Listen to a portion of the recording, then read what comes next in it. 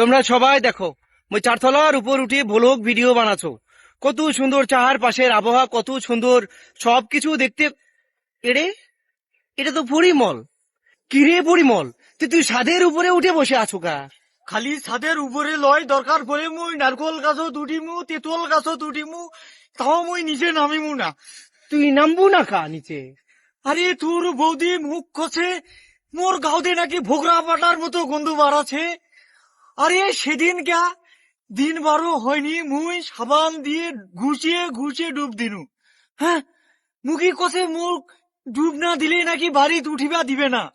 মুও কয়ে দিছু দরকার বলে মুই জঙ্গল দিকে থাকিমু, গাড়া শিকার করে খাইমু, তবুও বাড়িতে যামু না। কিরে পরিমল, তাহলে এতক্ষণ থেকে যে আমি ভোগড়া পাড়ার গন্ধ পাচ্ছ সেটা তোর গাও থেকে বার হচ্ছিল? মুই কি করে কমু মোর গায়ের গন্ধ নাকি চোর গায়ের গন্ধ? গন্ধ থাকেই দুনিয়াতে।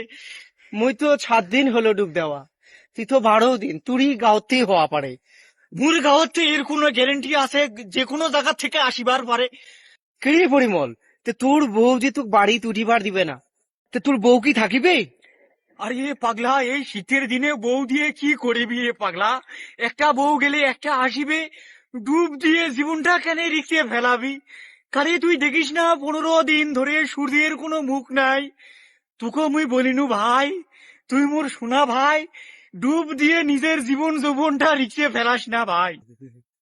মুই তাহলে কি করিম? মুখ তো চিন্তার মধ্যে ফেলে দিল রে পরিমল।